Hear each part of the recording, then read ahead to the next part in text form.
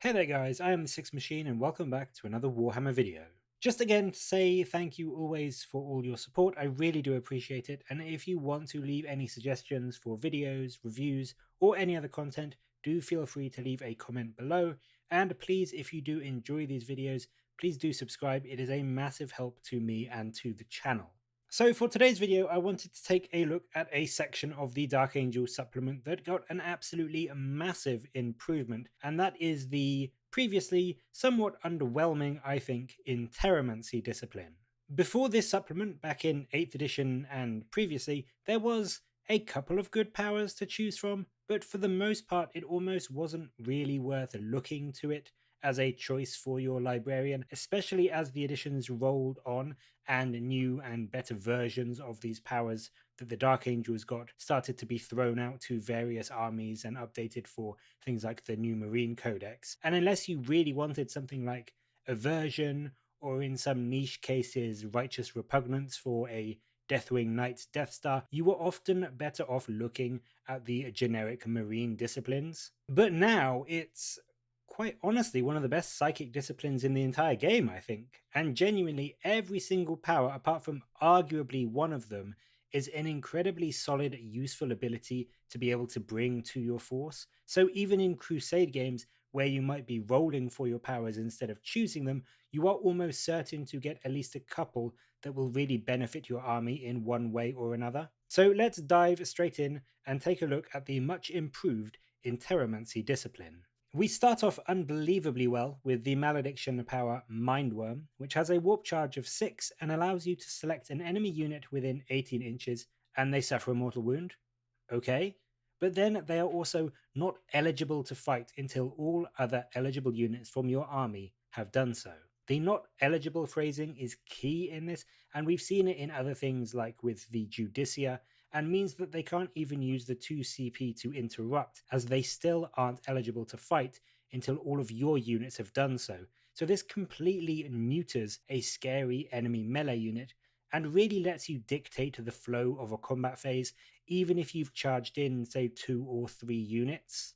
The fact that it has an 18-inch range is a nice improvement from the 12 inches it had back in 8th, and really gives you a lot of freedom to target even an enemy unit that might not be in charge range of your librarian, but is near to some other units that you would like to charge in the combat phase. What I also really love about this power is that it specifies until your next psychic phase. So not only is this fight last effect in play in the fight phase in your turn, but even during your enemy's subsequent turn, they still can't fight with this unit before all of your units have done so, meaning that if there's a couple of ongoing combats in play, you can again absolutely dictate the pace of the activations and ensure that you might get to swing with 2 units before the enemy can even swing with a single one of theirs. It's very, very powerful, and I'd say the effect makes it one of the best powers in the discipline, if not the entire game, even if you don't count the token mortal wound that it does on top.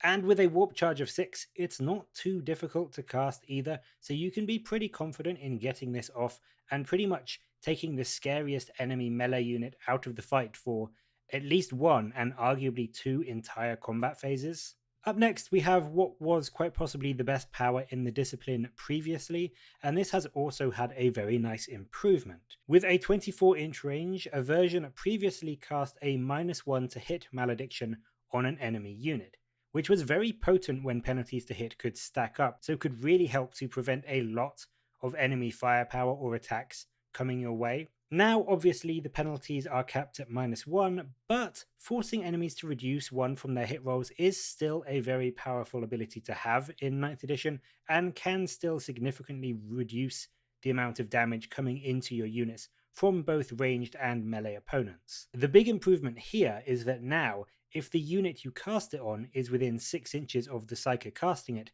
they also have to reduce their attacks characteristic by 1. So whilst this isn't quite as impactful if you want to try and neuter a squad of Devastators firing at you, if you're about to charge or get charged by a big scary melee unit of Terminators or Incubi or a horde of Orc Boys, you can massively reduce the number of attacks which will be hitting your lines, and don't forget, they still do have that -1 to hit as well on top of this. So you could be reducing up to 30 attacks from a squad of boys and dropping their 3+ to hit to 4s instead. It's unbelievably powerful and definitely, in my opinion, a vast improvement on the previous version, even if you do take into account the new cap on penalties to hit. I would save this for when you're expecting a charge from a scary enemy melee unit on their next turn to try and help dampen their damage output, or if you're charging into a squad which you're not sure you're going to completely wipe out, say a squad of Thunderhammer Stormshield Terminators or something like that, where they will probably get a chance to swing back even after your unit has gone. So being able to effectively negate as much of that return damage as possible will really help to keep your squads and your librarian alive. The next power in the discipline has actually stayed the same, keeping the same Warp Charge 7 and 12-inch range, but the Blessing Righteous Repugnance is still one of the absolute best combat phase buffs in the entire game, granting a friendly Dark Angels unit full rerolls not only to hit, but also to wound until your next psychic phase. And with the new core keyword and limitations on things like Chapter Master rerolls, it is actually a lot harder to get full rerolls to hit in 9th edition instead of just reroll 1s, and reroll 1s to wound are still pretty niche throughout the game, so getting full rerolls to wound as well is honestly an unbelievably good damage buff. This is of course tailor-made for things like Deathwing Knights and Terminators, but even on units like Black Knights, this will massively improve the amount of wounds they manage to get through onto an enemy. And just for reference, 9 Deathwing Knights with their Maces of Absolution will, against a Land Raider, toughness 8, 2-up save target, do roughly just under 17 wounds without this buff. But if you give them Righteous Repugnance, that jumps up to an incredible 29 wounds. And then you'll get an extra couple through from the Knightmaster with his flail, who I didn't include in that figure. So your knights could very easily do over 30 wounds to a toughness 8 target with this. It really is an incredibly strong ability, and if you're charging into a tough, durable enemy unit, say for example a Demon Primarch or a Knight, you will almost certainly want to get this off to really stack through as much damage onto them as you possibly can. And with a Warp Charge of 7, it isn't always the easiest spell to get off, but it is one I would definitely consider saving a command point reroll for those situations when it will make all the difference between a dead enemy unit and one that is still alive to swing back into you after you've gone.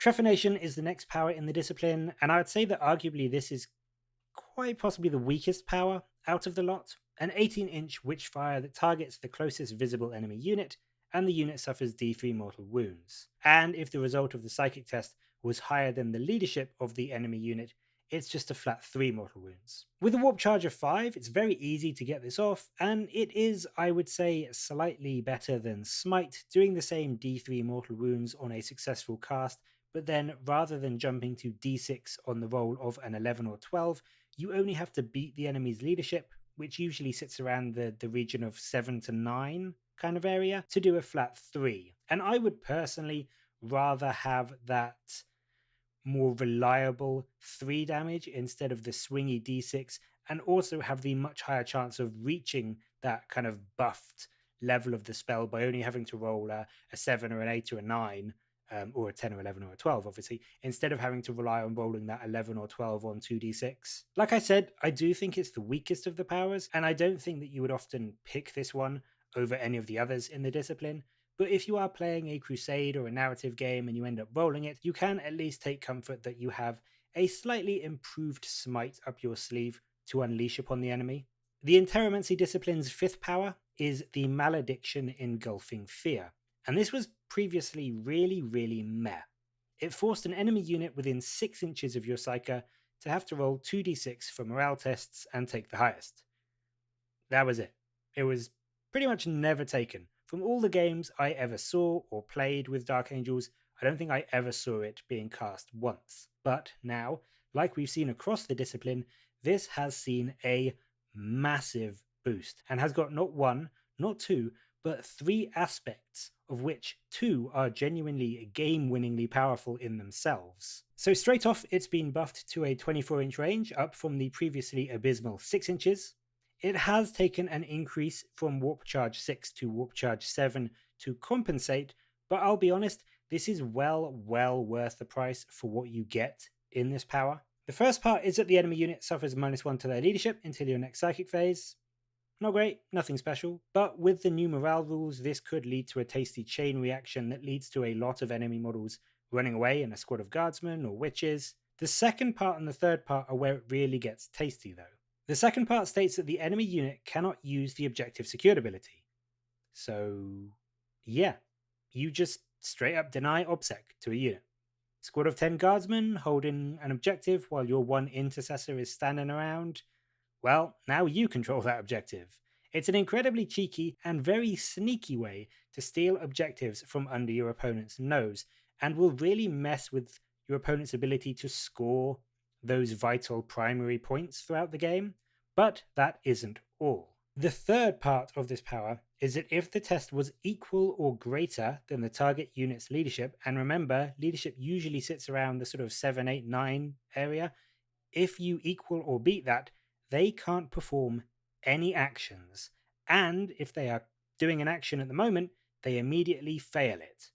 So a throwaway unit performing Raise the Banners, which you normally have sort of like a cheap, low leadership, as I said, throwaway unit doing actions so as not to waste your more important ones. So you are quite likely to beat, or at least equal, their leadership characteristic. But if they're in the middle of doing that, nope, not anymore, they're not. So this not only costs your enemy those victory points because they don't claim them, but also it makes these cheap throwaway objective capping units even more of a drain on their army in terms of the points spent, because they're not even doing the little job that you take them to do. They're not good at really anything else.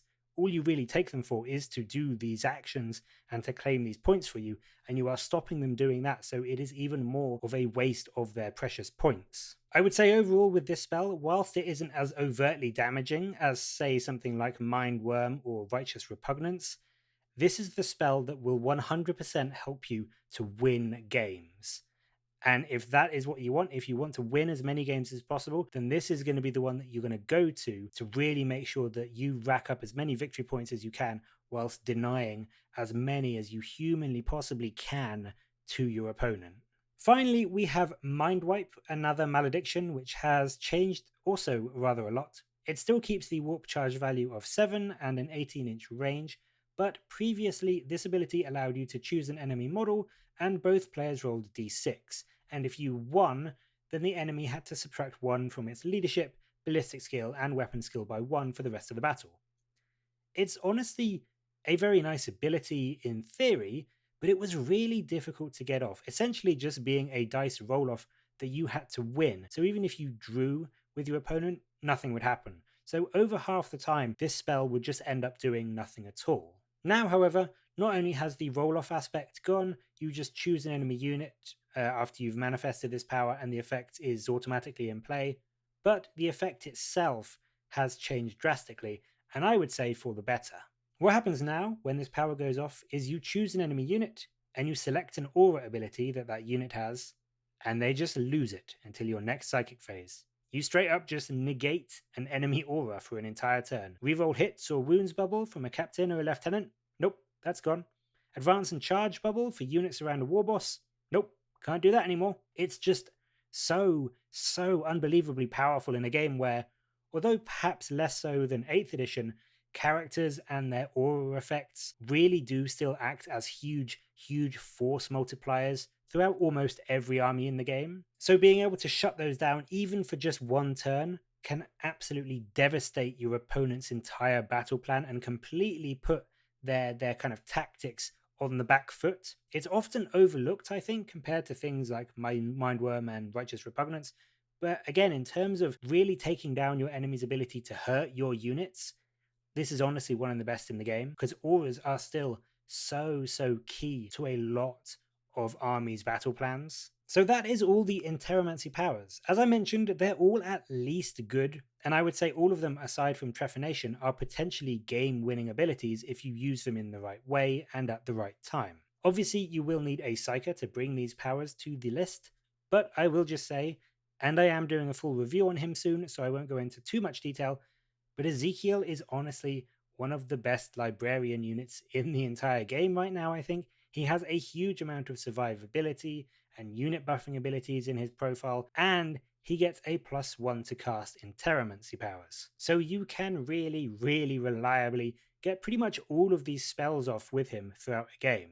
And what I also really like about this discipline is that, like the Dark Angel's overall kind of theme and feel, is that a lot of these powers are more about debuffing and destroying and debilitating your opponents and their ability to fight back, rather than doing a huge amount of damage themselves. What you can do with this psychic discipline is pick apart enemy units and melee characters with one or even two of these abilities, and just completely bring them down and turn the scariest melee beatstick into something that you can very, very easily handle before moving on to the next target. And that is really what Dark Angels are all about, sort of like breaking down the mental fortitude and the barriers and just completely crushing the morale and spirit and the ability to fight of enemy units. It's honestly a really, really fun, really fluffy, really cool discipline with a lot of potency and strength to back it up. And whilst it isn't the easiest set of powers to cast on a regular librarian, if you know what you're doing and when to cast the right spell, I would say it's almost always worth saving a command point reroll to make sure that you get off that key Righteous Repugnance or Engulfing Fear or Mindworm that will allow you to win games much more easily. So, what do you think of the Interromancy discipline? Do you like the powers, and which do you tend to bring on your Dark Angels librarians? Do you disagree with any of my thoughts on them? Let me know in the comments below, and as always, thank you very much for watching. Please do like and subscribe for more Warhammer content from me. But until next time, I will catch you later, guys.